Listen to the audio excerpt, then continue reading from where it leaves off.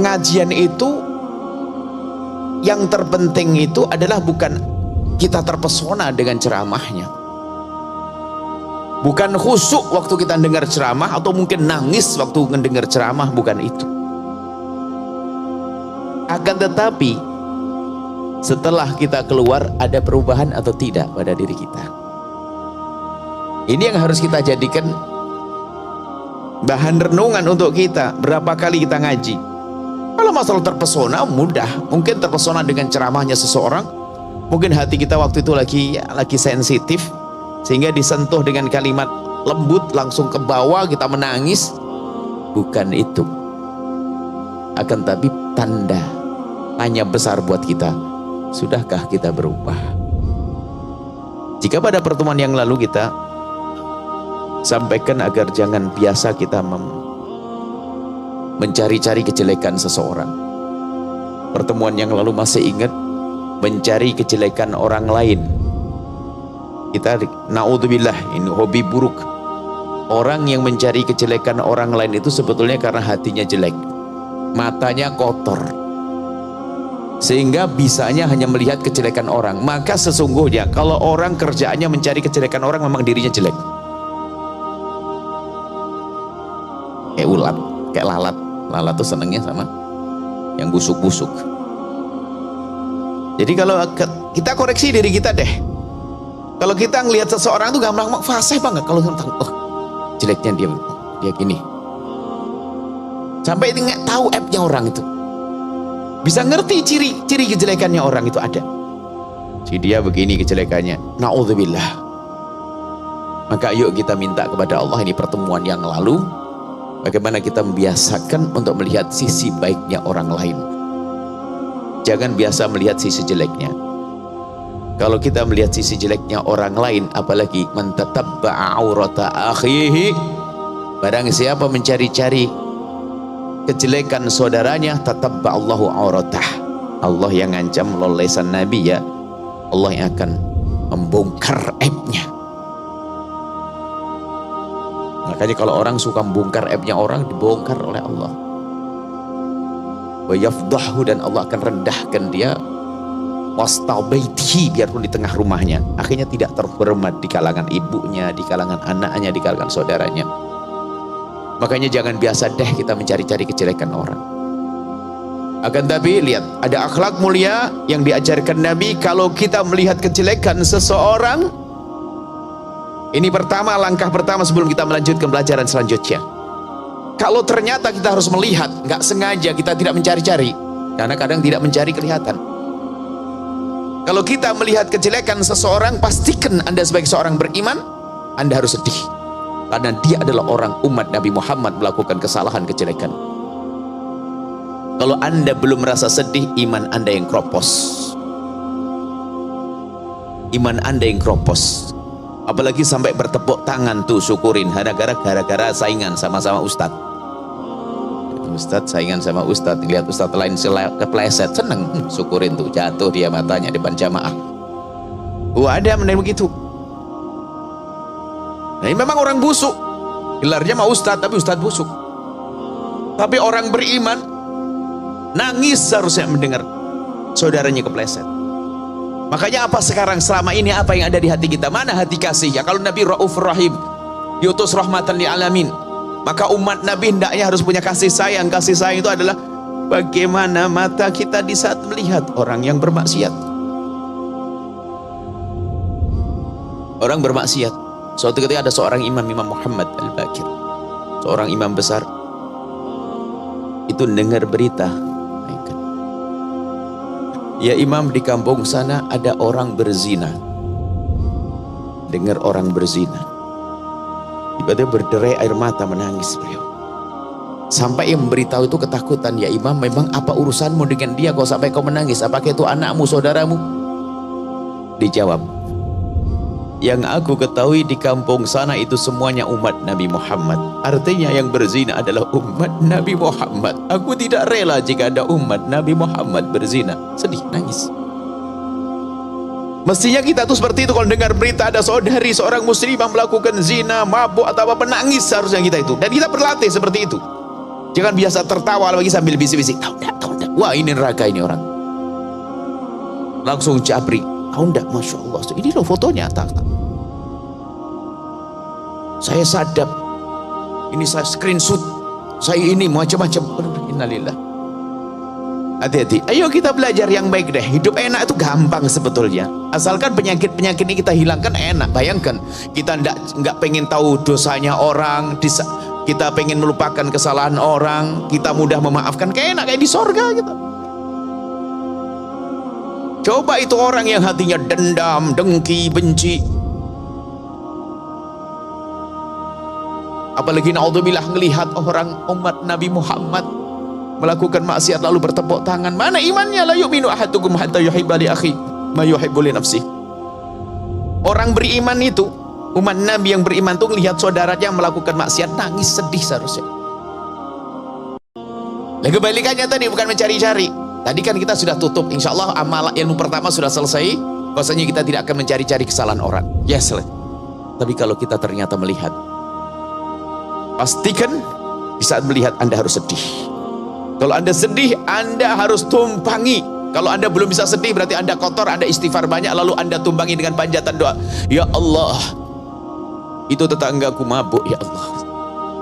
Aku dengar berita dia berzina, semoga itu tidak benar, ya Allah. Kalau benar, ampuni dia, ya Allah, dan tutup aibnya. Anda harus berani ngomong begitu. Kita perlu ilmu ini. Rusaknya kita ini kan karena kita pertama suka mencari-cari kesalahan orang. Di saat orang melakukan kesalahan, kita senang, setelah itu kita sebarkan, dikumpulkan dosa semuanya itu. Ini kan dosa semua dari mencari kesalahan orang. Dosa. Bertepuk tangan atas kesalahan orang, dosa. Nyebarkan kesalahan orang, dosa. Dan dosanya udah gede-gede semuanya, bukan dosa kecil. Termasuk yang kita bahas, ghibah, menggunjing, itu kan dosa gede.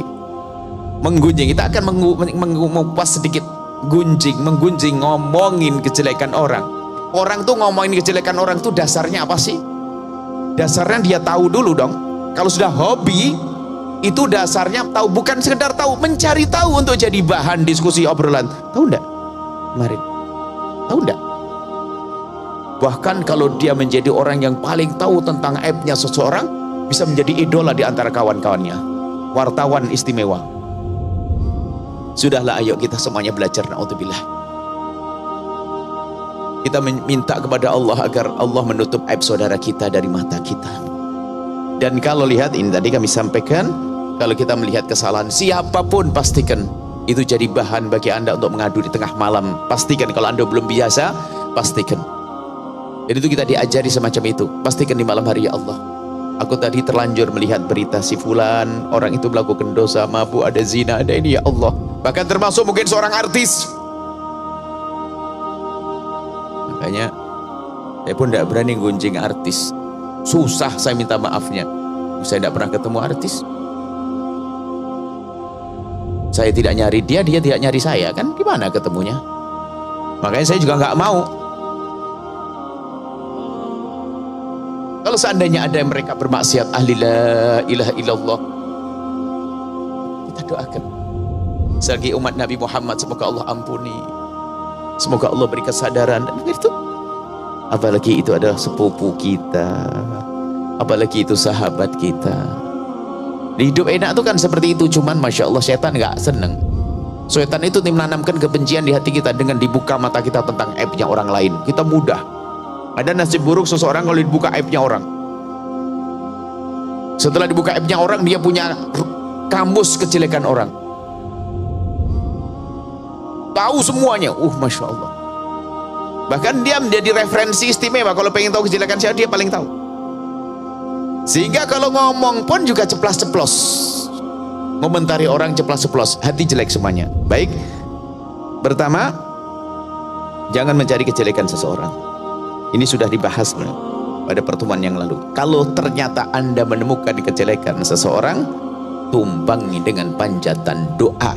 Kalau ngomong kepada Allah, jangan kepada teman. Ingat, kalau ngomong kepada teman namanya gunjing. Ya, sudah kepada Allah, kita lihat saja. Langsung ada kepada Allah, ya Allah, ya Allah, itu temanku. Pastikan itu ibadah yang luar biasa besar. Dengan seperti itulah Allah akan menutup aib Anda di akhirat nanti. Nggak diseksa kita. Di dunia dijaga oleh Allah kita, aib kita akan ditutup oleh Allah. Ingat, yang biasa menutup aibnya hamba Allah, Allah akan tutup aibnya dia. Begitu sebaliknya, yang biasa membongkar aibnya hamba Allah dibongkar oleh Allah, dihinakan di dunia sebelum di akhirat. Hati-hati. Lebih dari itu di akhirat yang paling serem, dosa di akhirat. Hamba Allah, ayo kita tata hati kita. Jadi pasti kita akan melihat aibnya orang tanpa kita sadari. Setelah itu pastikan aku tidak akan bicarakan ke siapapun. Aku akan ngadu kepada Allah. Ya Allah, itu tetanggaku dengar berzina, bahkan dia polos ngomong kalau aku berzina. Dia ngaku berzina di hadapanku. Ya Allah, kami mohon ya Allah, ampuni dia dan tutup aibnya. Terus panjatan, bahkan mungkin dengan derai air mata, karena itu saudari kita, saudara kita dia. Baru setelah itu apa? Pastikan kita tidak ngomongin kejelekan siapapun. Nah, ini malam ini pembahasannya. Pastikan Anda tidak membicarakan kejelekan siapapun dari hamba Allah. Imam Abu Hurairah bercerita, Nabi bersabda, atadruna mal ghibatu? Apakah kalian tahu apakah menggunjing yang dosanya gede? Kisah Isra Mi'rajnya Nabi melihat perempuan muntah makan daging mentah, daging busuk mentah. Dikatakan dia adalah orang yang biasa menggunjing, dan menggunjing itu medannya luas. Kalau orang berzina di kegelapan malam, kalau menggunjing di mimbar pun bisa nirukan gayanya Ustadz ini, bisa gini atau apa, bisa saja macam-macam. Bahkan dengan gini saja sedang gunjing, tahu enggak? Hati-hati. Apa menggunjing itu? Kata Nabi, dzikruka akhaka ma yakrah. Jika engkau bercerita tentang saudaramu apapun yang dia itu menjadi tidak senang, dia tidak senang. Jadi jangan bicarakan kejelekan orang, khususnya kejelekan. Biarpun itu bukan kejelekan yang haram, kalau dia tidak senang jangan ceritakan. Termasuk nyebut fisiknya. Ini ada hubungannya dengan menjaga perasaan orang. Kadang orang ngomongnya celekat-celekit. Al-muslim, seorang muslim, masalimal muslimu. Al-muslimu man salimal muslimuna min lisani wa yadihi. Orang muslim itu hendaknya orang muslim yang lain selamat dari lesannya dan tangannya. Jangan ngomong celekat-celekit. Ada orang memang modelnya model mulut neraka dia. Kalau ngomong tuh nggak bisa baik. Kalau ngomong mesti yang sifat yang paling nggak enak disebut. Ya Allah, kurus banget kamu. Ya Allah, gemuk banget kamu. Ya Allah, kenapa kamu jadi hitam? Ya Allah, kenapa rambutmu begitu? Ajib. Ini lesannya memang lesan neraka itu orang. Kenapa dia bisa menyebut yang lain yang lebih bagus? Kita perlu koreksi hal ini. Hidup indah itu seperti itu. Indah di dunia dan indah di akhirat nanti. Jangan biasa ngomongnya tidak baik. Kan kita perlu menjaga perasaan orang juga. Menjaga perasaan itu bagaimana? Perasaan seorang mukmin itu mahal. Kehormatan seorang muslim mukmin mahal. Di hadapan Allah, di hadapan Rasulullah. Maka ini biasa menggunjing ini, na'udzubillah. Ayo kita pastikan menggunjing itu adalah bisa dengan lesan kita, bisa dengan isyarat kita, dengan tulisan. Ngomongin kejelekan siapapun, jangan. Ngomongin kejelekan Fir'aun saja. Tahu Fir'aun? Kita nggak mencaci Fir'aun pun nggak ada masalah kok. Kita nggak mencaci Abu Jahal nggak ada masalah, coba diem tok. Bagaimana dengan orang beriman? Ngapain kok kita sibuk banget? Kok kayak kurang ngomong? Kalau kurang ngomong, tanya baca dzikir la ilallah 1000 kali, 2000 kali, sholawat 15.000 kali. Inilah yang perlu kita hadirkan dalam kebiasaan kita sehari-hari. Jadi penyakit yang kami sebutkan satu rentet, satu paket itu sebetulnya. Kalau orang sudah bisa menggunjing, biasa gunjing, nggak mungkin dosanya gunjing tok. Orang biasa ngomongin kejelekan, tidak hanya itu saja dosanya, dosa bongkar aibnya orang tadi, iya. Mencari-cari kesalahan orang, iya. Menyakitkan orang lain, iya. Na'udzubillah. Nggak punya kasih sayang, iya. Kalau kita mencintai saudara kita, nggak mungkin kita membongkar aibnya. Kalau kita mencintai saudara kita, nggak mungkin kita menggunjing dia. Nah, ilmu ini perlu dirasakan. bukan teori. Makanya kami sampaikan bukan sekedar kita terpesona waktu di majelis. Oh enggak, kita perlu pulang menjaga dan kita saling mengingatkan. Siti Aisyah pernah ditegur Nabi, sehingga dari situlah kita tahu itu haram. Siti Aisyah menyifati salah satu wanita. Maksudnya apa? Siti Aisyah manusia, tapi kan salahnya Siti Aisyah untuk jadi petunjuk bagi kita. Siti Aisyah itu menyifati seorang wanita yang posturnya kurang tinggi, itu begini, yang gini loh, maksudnya kayak jempol gitu loh maksudnya.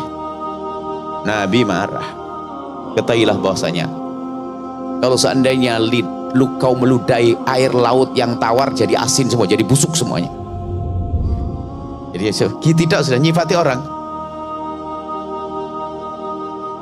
Allah itu menunjukkan apa? Hatinya tidak punya cinta kepada saudaranya. Maka dari itu ini penting, ilmu-ilmu nggak usah macam-macam deh. Kita perlu ilmu dengan sesama deh. Ilmu dengan sesama, dengan saudara. Apalagi pernah kami sampaikan, kita ini sudah dilatih untuk perang, untuk musuhan kita ini, untuk mencari kejelekan orang. Pemilihan presiden ada kan ribut suruh berantem 01, 02, padahal yang 01, 02 sudah besanan, yang di bawah masih berantem. Nah, ini gini, karena kita terlatih. Belum lagi pilihan gubernur, bupati berantem lagi. Mestinya orang nggak sampai, boleh berbeda nggak ada masalah, tapi jangan bermusuhan dong. Berbeda wajar, tapi jangan bermusuhan. Sampai kita guyonan, ada calon, kalau seandainya ada calon bupati atau calon wali kota, cobalah kalau pengen sukses, cukuplah kamu cerita tentang program dan punya harapan, tidak usah menjelekkan lawan murah, ya kan? Tapi kan tim sukses kan nggak cukup mencari-cari kesalahan, kejelekan lawan untuk menjatuhkan, kan begitu ya, menjelekan, padahal nggak perlu dia. Kalau memang dia orang baik, orang benar, cukup bahwa saya punya calon, punya program begini, selesai, insya Allah mohon doa dan seterusnya. Tapi kan tim suksesnya kan tidak semuanya orang ngerti agama, langsung mencari buah, ketemu dia mau cacat di sini, kesalahan sini. Nah ini model-model berpolitik yang ngerusak hati ya, begitu itu. Jadi kita sampai ada, kalau ada calon yang alhamdulillah kita tidak terlalu dekat-dekat dengan seperti itu, kita ingatkan kalau ketemu, apakah tidak cukup kalau kita bicara tentang program kita yang baik, yang istimewa, nggak harus mencaci orang lain. Sebab kalau kita ngolok orang lain tentu ada yang sakit, itu membuat benih permusuhan juga. Kalau saya mencaci si A, menjelekkan si A, balas dong dia, dibongkar juga kesalahan kita. Siapa yang tidak salah? Ayo, Anda tidak tahu kami salah karena Anda jarang berkumpul dengan kami. Kalau Anda berkumpul dengan kami, itu akan menemukan kesalahan. Maka hidup kita kok nyari kesalahan orang? Tidak. Hidup kita adalah minta pengampunan dari Allah. Hidup kita menutupi kesalahan orang lain, lalu kita memaafkan orang lain yang bersalah dengan kita. Itu kan kerjaan orang-orang mulia. Jadi dikatakan yang namanya qalbun salim, hati yang lapang itu bagaimana kita mudah memaafkan kesalahan orang, bukan ngedendam. Kalau orang berbuat salah kepada kita, yuk kita doakan dengan kebaikan, gak rugi. Bahkan Allah akan membalas kepada kita dengan pengkabulan doa.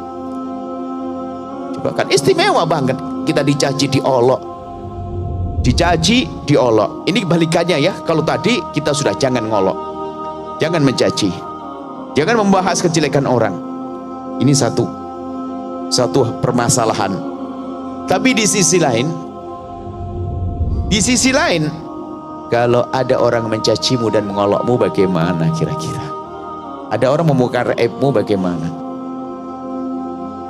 Gak usah pusing. Kita doakan doa kebaikan saja deh.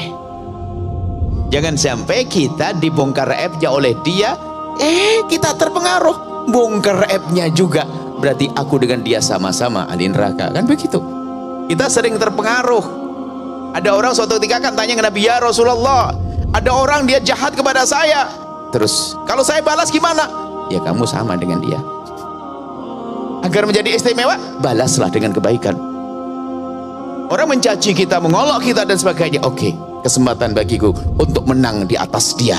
Caci aku, olok aku sesuka hatimu, tapi aku akan berdoa, ya Allah berikan kepadanya segala kebaikan.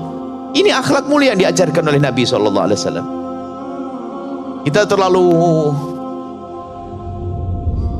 Kita belajar itu jangan yang berat-berat, yang ringan-ringan. Dan kita sendiri senang dengan itu semuanya. Dan kita harus punya itu. Sebaliknya ada orang katanya ahli sholat, ahli ibadah, puasa Senin Kemis gak putus-putus, sampai puasa Daud sambung dan sebagainya. Masya Allah, tahajud, duha, ada sholawatnya banyak. Tapi Masya Allah, kalau ngomong celaka-celkit, mana kebaikannya? Nabi menyebut orang begitu, la khaira fiha, gak ada kebaikannya orang sebaik itu. Innaha min ahlin nari, perempuan itu termasuk ahli neraka. Jangan tertipu dengan ibadah Anda kalau belum bisa menjaga lesan Anda.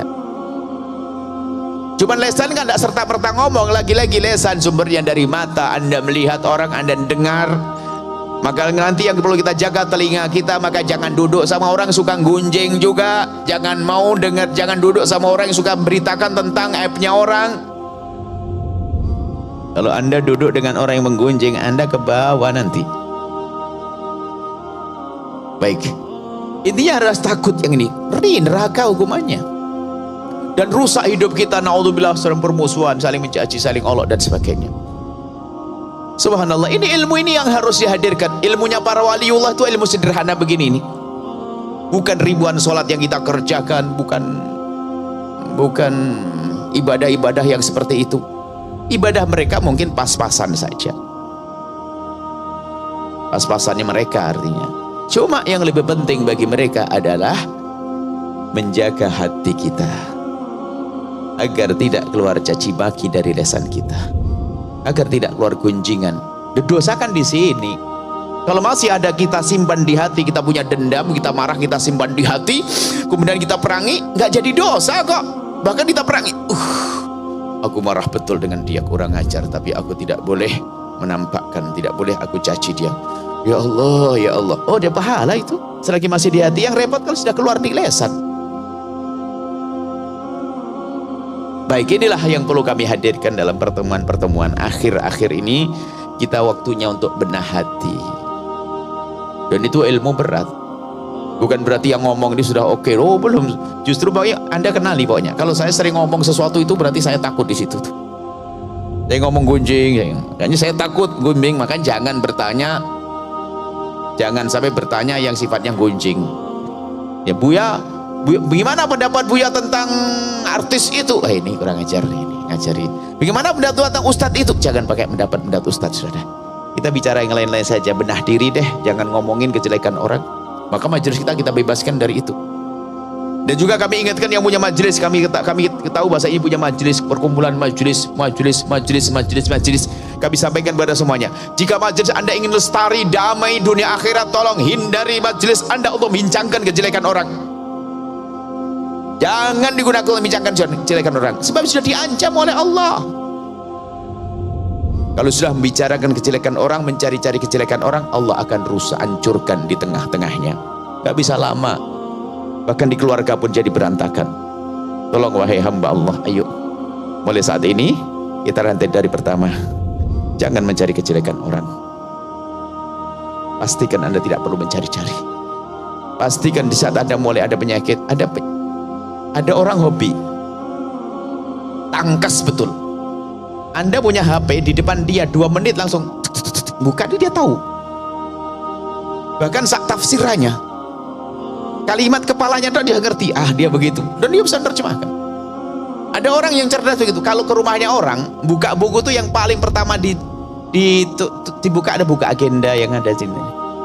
Tahu dia buka sebentar, lap itu sudah tahu app-nya orang. Tolong, kalau Anda termasuk golongan ini, tobat kalau Anda pengen sengsara. Ayo, ada orang punya bakat begitu, naudzubillah, cekatan. Memang dia orang busuk, tapi kalau orang hatinya bersih, di depannya nggak baca, dia nggak ngerti. Loh, tadi baca enggak? Allah dijaga oleh Allah. Tapi si busuk lihat, cerdas banget tuh otaknya, karena sudah komunikasi dengan iblis. Gampang tahu kejelekan orang, naudzubillah. Tolong koreksi diri Anda, nggak usah nengok orang lain. Anda golongan yang mana? Kalau memang Anda golongan yang jelek, ada waktu untuk tobat malam ini. Kalau Anda golongan yang paling cepat pengen tahu, gampang tahu kejelekan orang, segera tobat sebelum dihinakan oleh Allah nanti di akhirat. Kemudian tadi terakhir, pastikan Anda tidak membicarakan kejelekan orang lain. Namanya ghibah, menggunjing. Menggunjing itu ngomongin kejelekan yang benar terjadi. Sampai itu dalam hadis kan bunyinya begini, afara'aita in kana fihi ma'akul. Maksudnya gimana ya Rasulullah, kalau saya ngomongin kejelekan memang dia melakukan. Maksudnya kalau ditegur, bener kok, memang dia bener kok, kan gitu biasanya diingatkan. Jangan ngomongin dia, ya memang bener, terus kenapa? Lah itu namanya menggunjing. Fa in kana fihi ma taqulu, kalau yang kamu omongkan ini benar terjadi, faqad ikhtabtahu, maka engkau gunjing yang sengsara akibatnya neraka tadi. Fa ilam yakun fihi ma taqulu, kalau di situ enggak ada, faqad bahatahu, kau fitnah, kejem lagi kau, neraka juga. Waduh, serem. Menfitnah. Sudahlah, ini adalah kerjaan sekarang kan berita, hoax, internet, gampang percaya kita. Di mana? Kita karena sudah biasa dengan media sosial, gampang ke bawah-bawah berita tentang kejelekan orang, tentang ustadz, tentang ini, jangan gampang percaya. Sudah. Saya kalau dengar berita tentang kejelekan siapapun saya tak tutup. Sudah tidak, saya ingin tahu. Saya takut rusak hati saya sehingga saya berubah di saat duduk dengan dia. Saya tidak bisa klarifikasi, tidak bisa tanya. Sudahlah. Saya pengen ya Allah lihat ibadah kami yang baik-baik, deh, biar hati saya senang, tidak susah. Ini baik, sudah selesai. Kalau tiba-tiba saya minta kepada Allah, ya Allah, kalau saya melihat kejelekan seseorang, ya Allah, jadikan saya langsung lupa, ya Allah. Waduh. Jadikan saya langsung lupa. Pengen saya tiap saat minta begitu, ya Allah, jadikan saya lupa kalau saya melihat kejelekan. Pertama, ya Allah, tutuplah aib saudara-saudara kami dari mata kami, ya Allah. Itu selalu kita minta. Dan jika kami terlanjur melihat, ya Allah, hapus, ya Allah, jadikan saya cepat lupa. Ini ya harus enak. Kita tidak berpikiran sehingga kita hidup senang, semuanya enak, semuanya asik. Baik, inilah yang bisa kami hadirkan singkat, kita lebih enak diskusi. Ada pertanyaan-pertanyaan ya, karena membersihkan hati ini perlu renungan panjang ya. Insya Allah sudah sangat cukup, kita pulang ke rumah enak, hati tentram, nggak punya permusuhan, masya Allah ya.